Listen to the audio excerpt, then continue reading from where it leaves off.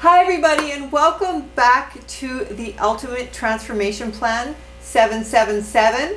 7 must-haves, 7 food plans, and 7 exercise regimes. We are starting with the first of the 7 food plans, and I'm taking you through in the exact order in which I did these 7 so that you can see why I did them, because there's reasons that I made the shifts that I did.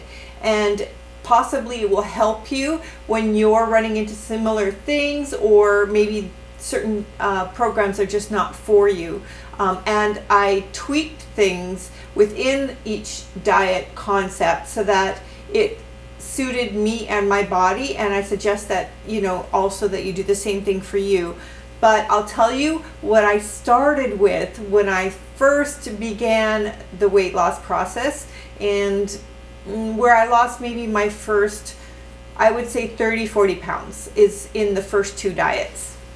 We'll call them food plans. Diets is such a yucky word. So how it began is someone close to me was on the Keto Plan and was finding a lot of success with it. And I thought, okay, well, I'm going to give it a shot and give it a try and see what happens. And she kind of explained to me some of the people to go and watch on YouTube. And so like Dr. Berg or I think Thomas Delauer. I can link some below for you so that you can check them out. But there's lots right now. You have tons on keto. And everybody's got their own twists and turns to the whole thing. But I'll tell you the benefits to it, and I'll tell you the cons, and also the tweaks that I made in order for it to suit me better, and what I think is more of a healthier version of things. Because you could do dirty keto. That means like you could eat pretty yucky, pretty grubby, pretty over salty and over fatty. I don't know. And then you could also do keto in a way that's a little bit gentler to your body, and that's the route that I chose. But there are some standbys that will get you through, whatever is going to be your preference as far as how you like to eat. And I'll tell you my standbys. So first, let me explain why I like starting with keto. And the thing is, if we have if our bodies are very overweight, it's probably 100% that you've got fatty liver, almost. Fatty liver is hard to combat as it is, and it can be dangerous. Likely you have higher blood pressure. You definitely have insulin resistance, I would guess. And remember, guys, I am not a doctor. I'm just a regular gal giving you what worked for me in order to lose 125 pounds. And first of all, the crappy thing about dieting, which I've done since I was 10 years old, is that whole starvation hunger thing. And it makes it like that remember we talked about willpower in the past videos. If you guys haven't watched the first 7, go back and watch. We talk about willpower on a whole video on its own, because willpower can come and go. It is a fleeting thing, and if anything happens, like you get tired or frustrated or life sets you off, willpower can go, and then you're in trouble. So having the idea behind all of what I've chosen is to keep hunger to a minimum so that willpower isn't that heavy of an issue, because you're not really that hungry. And that is one of the biggest benefits to keto, is once you get on it, you don't feel as hungry as you would on like like one of those diets from the 1980s where you had like a little strip of fish and vegetable and a teaspoon of oil or whatever. Then you're starving because your blood sugars are all over the place.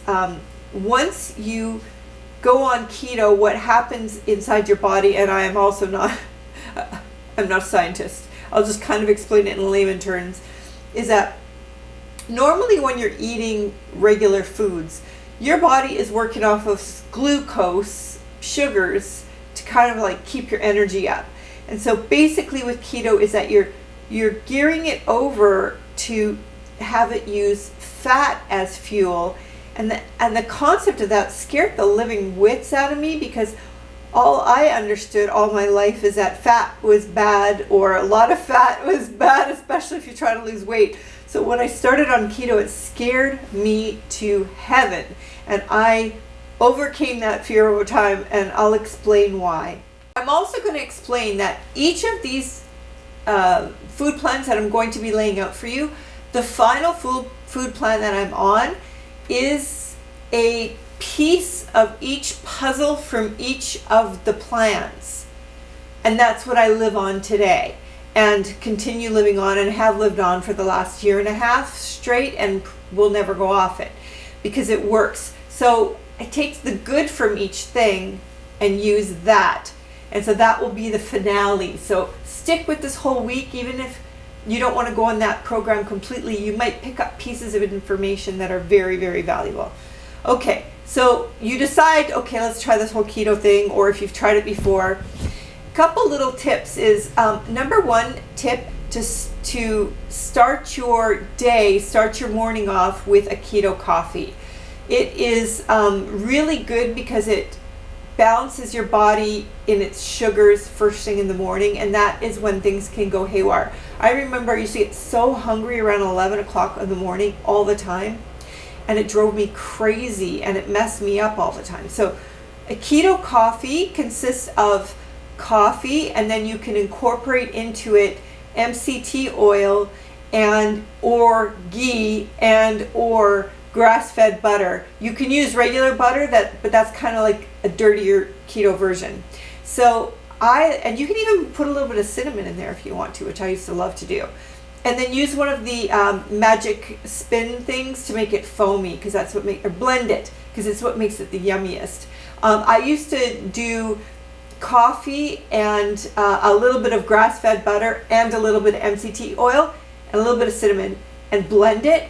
Woo! Ha! Yum! It is delish in the morning, and it gives you a nice even sugar level, and you can continue on to get through your morning.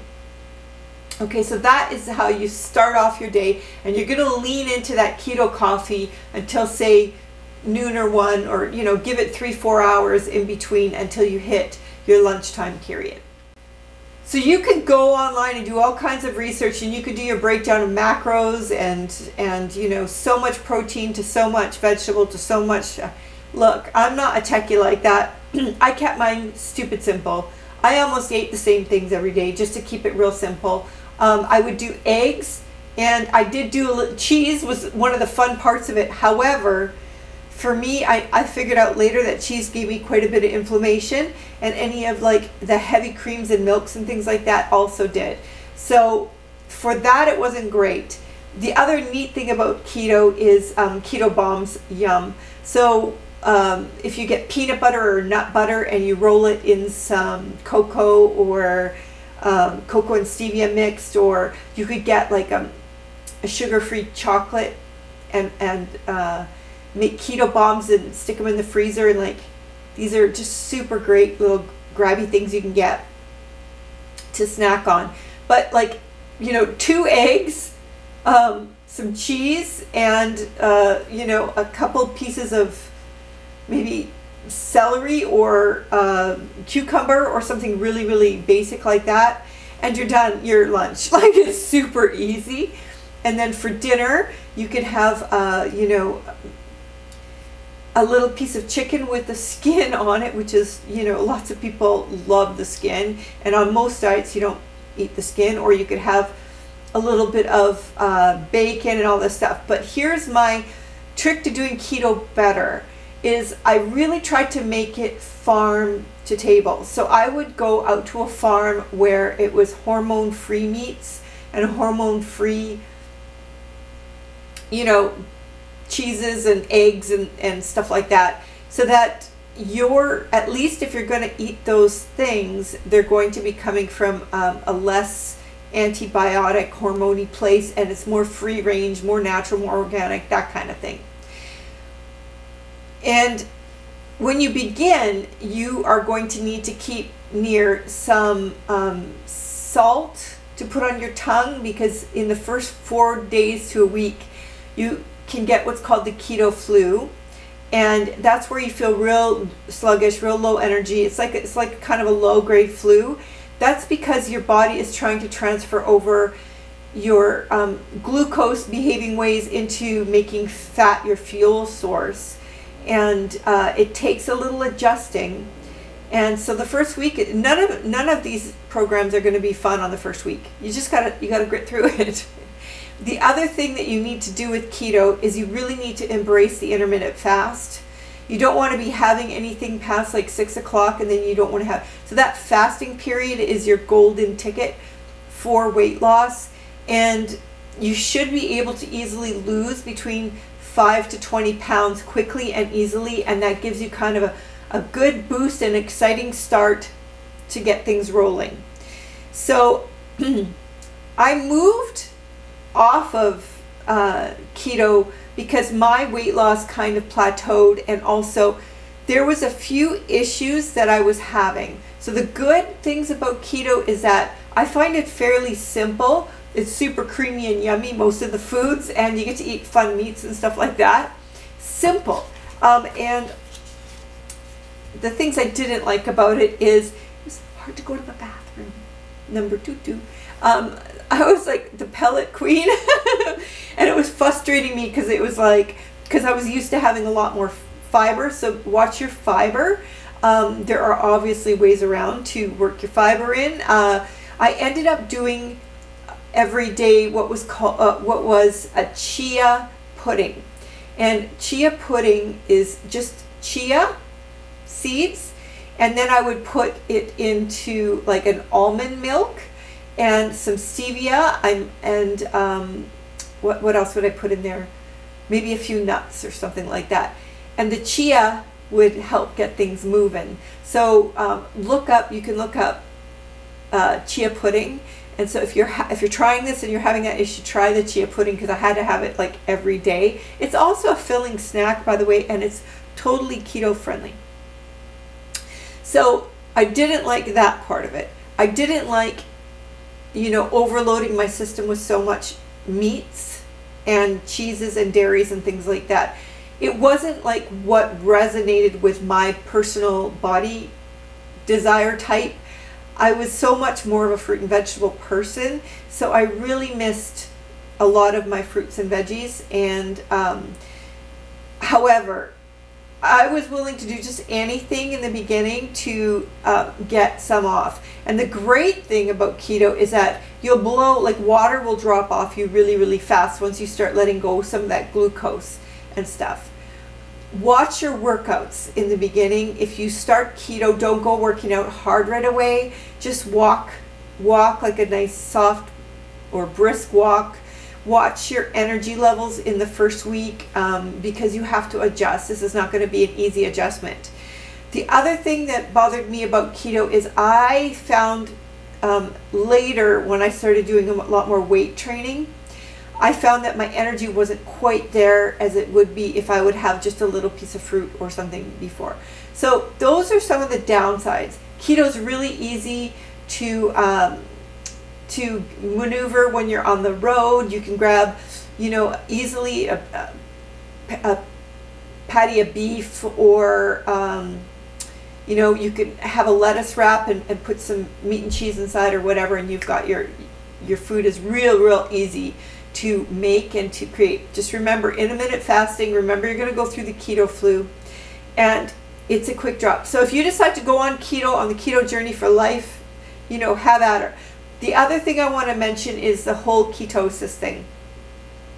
So you're going to hear about this whole ketosis thing, and ketosis is when your body is actually doing the whole burning fat for fuel thing, and it takes time to get there, probably about your 4th, 5th day. If you have like a glass of wine, you've blown your keto, probably will be out of keto for a few days. So that's the other thing, is that any cheats or sneaks, you're out of ketosis, you're going to ruin the whole program. The other thing to keep in mind with keto is that if you dare touch a carbohydrate, a bread, rice, anything that's a carb, you are going to get hungry fast, and you're going to feel like an outrageous monster. So stay the heck away from them. Definitely don't dabble, because it'll make you super hungry. If you're going to go keto, you've got to go strict. You've got to go no alcohol. You've got to watch all of even your fake sugars, because they can make your body think you're having sugar and react a little bit. You can have a little bit of stevia. You can have a little bit of blackberries or blueberries, just a little. And, you know, basically you're running off of olive oil, ghee, MCT oil, grass-fed butter, and meats and things like that that have fats in them. But the good thing about that is that you once you get on it, you really can control your hunger, and you're like, am I really on a diet? It doesn't feel like I'm on a diet. So and you'll blow weight really quickly in the beginning. However, there's a caveat. Some people, and I was one of those people that was so insulin resistant, it took me about 6 weeks before I got that drop that everybody else could get right away. So don't get disheartened if that doesn't happen for you, because on about the 6 week mark, all of a sudden out of nowhere, bonk. So at least if you're going to do this, at least do it for 8 weeks. Otherwise, don't bother. Do it for at least that period of time to see the benefits of all the work that you put in. The great thing about it is you're going to start to gnaw away at your insulin resistance. And that's going to take more and more time, but you will get there, I promise. If you are on a lot of medications that are known for you gaining weight, like quetiapine, any of the medications, gabapentin, there's so many that will make you hold on to weight. A lot of antidepressants do it. Those could curtail your weight loss efforts. So take a look at those. I had to let go. I was on so many medications at the time for my pain levels. I had to wean myself off of a lot of them in order to even like make a pound go. So part of this whole process is getting back in charge of your entire system. And one of those things was for me was to kill. I put on the table all of the medications that I was on at the time: 1, 2, 3, 4, 5, 6, 7, 8, 9, 10, 11, 12, 13, 14, 15, 16. At least 16 medications. I'm not playing. And some of them were so strong and so brutal. But like sleep meds were a big thing for me. There's so many things. So I had to slowly, one at a time, reduce. Because I wasn't going to get healthy or clean, weighed down with all of that. And I truly believed at the bottom of my soul that if I had a super uber healthy lifestyle in the end and I got rid of my weight, that I would be able to get rid of these medications, and I wasn't wrong. I survive now I do need sleep help and some pain help, and sometimes I need help with anxiety and panic, but it definitely not running on 13 medications per day or whatever it was at the time. Was absolutely insane. And someday I'll do a video about that. I'll do a video about the timeline of how it all went for me, but that'll be another show. So just research your meds that you're on, check and see if they are giving you weight gain, because that could be half the battle. And if they are, you can talk to your doctor about if you can wean yourself off of or switch off of them. But that's up to you and your doctor and your own decision. It's your body. I don't want to convince you into anything. I'm just telling you my story. So disclaimers. Check with your doctor before you start any weight loss program. I do not want to be responsible for doing or saying anything that is bad for you personally. This is just what worked for me, guys. So tomorrow we're going to be moving on, because after I was done the keto process, I was really alerted to how serious my fatty liver had become, and so I had to make another switch, and that was a big catalyst. And I'll clue you into what I did tomorrow with that one. It's an interesting switch. Okay, I'll see you guys tomorrow. Bye for now.